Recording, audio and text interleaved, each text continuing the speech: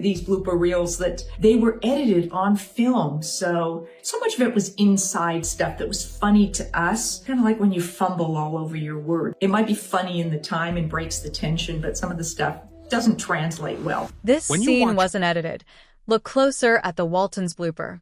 You have probably watched the Waltons dozens of times without ever noticing that one of its most famous scenes contains a mistake that should never have made it to television. Not a rumor, not an urban legend passed around online, but a genuine on-camera slip that the editors either missed completely or simply decided was not worth reshooting. Stick around, because once you see it, you will never watch that scene the same way again, and by the end of this video you will know exactly where to pause your screen to catch it for yourself. Television production in the early 1970s did not work the way it does today. There was no instant playback monitor for every crew member to huddle around, no digital editing suite where a mistake could be quietly erased in post-production. Film was expensive, schedules were tight, and a weekly hour-long drama like The Waltons simply did not have the luxury of endless retakes. If a scene captured the emotional truth of the moment, directors were often willing to let a small stumble slide rather than burn through more footage and more studio time. That production reality is exactly why so many strange little human moments survive in the finished episodes, hiding in plain sight for anyone patient enough to look. The blooper most fans point to happened during a tense sequence in the show's second season, when a fire breaks out on the family property and sends everyone racing to help. In the middle of that chaos, the actor playing Grandpa Walton is supposed to call out for his granddaughter Erin. Instead, in the heat of the moment, he blurts out the name of the young actress standing beside him rather than her character's name. It happens fast, almost swallowed by the surrounding noise and motion, which is likely exactly why nobody on set flagged it for a second take. The cameras kept rolling, the scene kept moving, and that unplanned flash of the real actor's identity slipped past everyone and went out to millions of homes exactly as it was filmed. What makes this kind of mistake so fascinating is not just that it happened, but that it tells you something true about how the show was made. The cast was not simply reciting lines in front of a camera. They were reacting, in real time, to a fast-moving set with fire effects, moving extras, and the general unpredictability of live-action filming. A slip like that is a small window into the actual working conditions on the Warner Brothers lot. A reminder that even a beloved, gentle family drama was still shot under pressure on a schedule by human beings who occasionally forgot which name belonged to which person. That was far from the only moment where the seam showed. Younger cast members occasionally miss their cues entirely, and if you watch closely in certain background shots, you can catch a child actor glancing directly into the lens before hurrying off screen, clearly unsure of where they were supposed to be standing.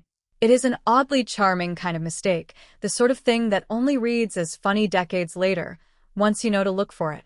In the moment, it would have registered as a minor stumble in an otherwise finished take, easily forgiven and easily missed by anyone not paying extremely close attention. There is also a subtler kind of blooper that has nothing to do with a flubbed line and everything to do with focus. Several of the show's recurring supporting players had a habit of mouthing along with other actors' dialogue while waiting for their own cue, a completely understandable side effect of memorizing a dense script under time pressure. Watch a crowded porch or kitchen scene carefully, and you may spot someone in the background silently forming words that have nothing to do with what they are supposed to be doing in that shot. It is not something a casual viewer would ever register, but once you notice it in one episode, you start seeing it everywhere. Line flubs and background distractions were only part of the story, though, because the wardrobe and continuity department was fighting its own losing battle behind the scenes. Keeping every piece of clothing, every prop, and every set detail consistent from one camera setup to the next is an enormous logistical challenge on any television production, and The Waltons was no exception. In one memorable episode, a young Walton daughter is shown sitting outside wearing a sweater over her dress. Moments later, once the scene cuts to her walking inside the house, that sweater has completely disappeared, only to reappear the instant she steps back outside again. It is the kind of continuity error that makes you wonder whether an entire wardrobe change happened off-camera in the span of a single cut, or whether someone on the crew simply lost track of one small garment between setups.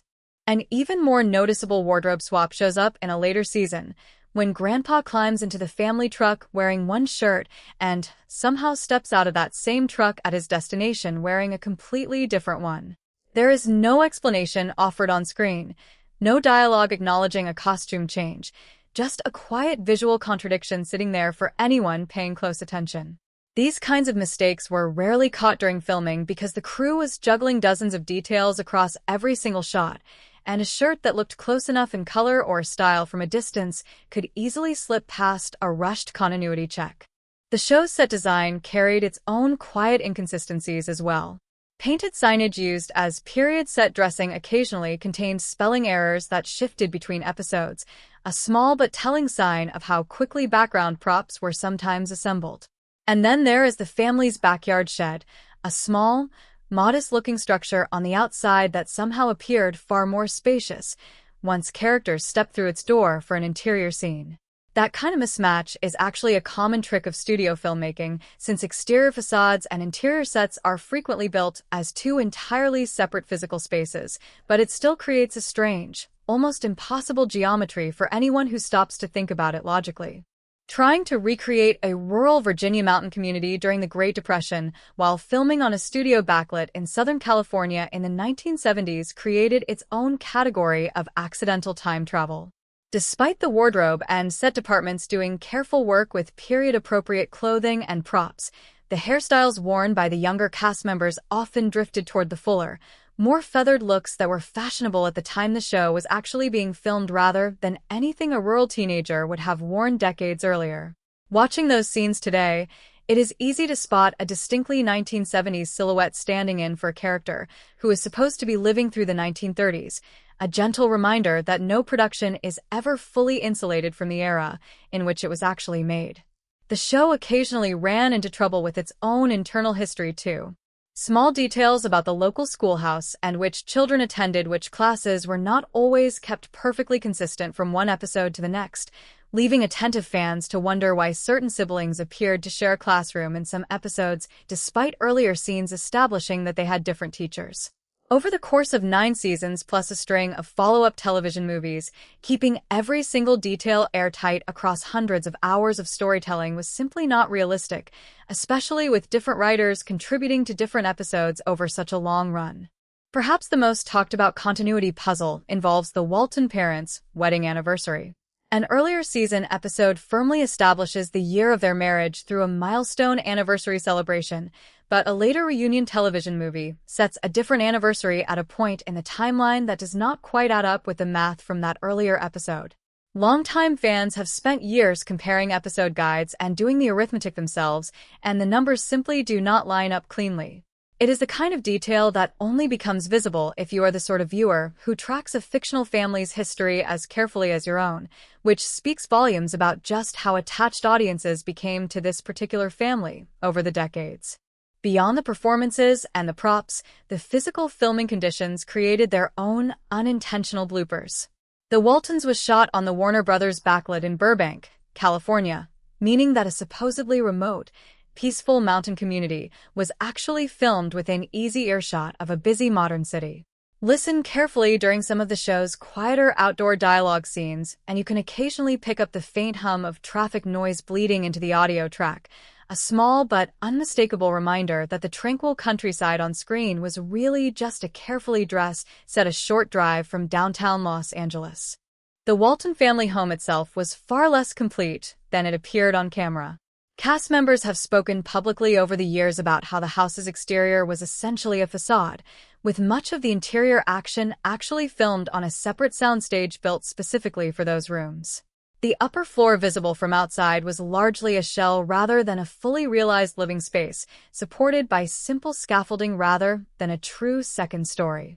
It is a classic piece of movie-making illusion, the same kind of trick used on countless other productions, but it is still a fun detail to learn once you know how much of that cozy, lived-in home was really constructed out of camera tricks and clever set design rather than 4 real walls. Getting the show made in the first place was its own uphill battle.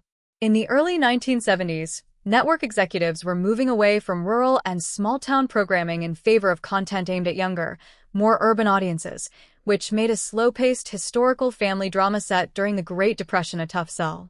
Reports from that era suggest the network faced public pressure at the time to offer more wholesome programming, and greenlighting the show was partly a response to that broader cultural conversation. Whatever the exact mix of reasons, the Waltons was initially placed in a difficult time slot against much higher-rated competition, and very few people inside the industry expected it to survive its first season, let alone become one of the defining family dramas of its decade. There was also an early casting near-miss that fans still bring up today. Before the show found its now iconic ensemble, producers reportedly approached a well-known Hollywood leading man to play the family patriarch, a role that ultimately went to Ralph Waite instead.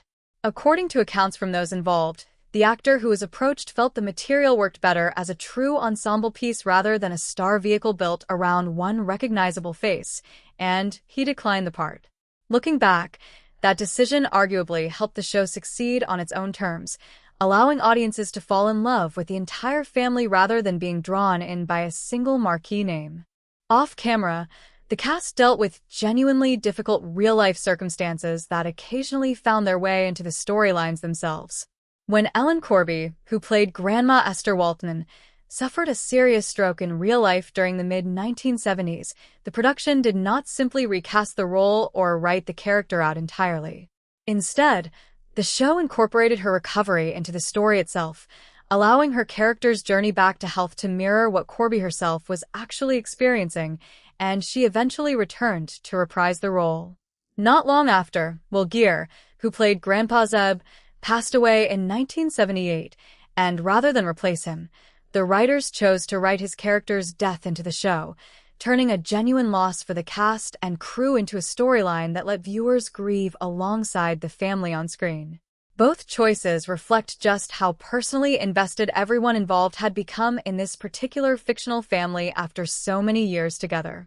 As the series eventually wound down production in the early 1980s, the actors who had spent the better part of a decade playing this close-knit family scattered into very different corners of the entertainment industry and beyond. Some worked to avoid being permanently defined by their Waltons Mountain roles, deliberately taking on very different characters in later projects. Others leaned into new creative directions entirely, from music careers to writing to public service, while several returned periodically over the years for reunion television movies that let both the cast and the audience revisit that world one more time. What has stayed consistent across all those different paths is the genuine bond the cast members maintained with one another long after the cameras stopped rolling, a friendship that by all accounts outlasted the show itself by decades. So now that you know where to look, go back and watch that fire scene again, or pay closer attention next time you catch a rerun airing on a Sunday afternoon. Small production mistakes like these do not take away from what made the show special. If anything, they add a strange kind of humanity to it, proof that behind every polished, nostalgic episode was a real working set full of real people occasionally forgetting a name, losing a sweater, or missing a cue. Did you already know about this particular slip-up before watching this video, or is this the first time you are hearing about it? Let me know in the comments, and if you enjoyed digging into this one with me, give the video a like and subscribe for more classic television deep dives like this one.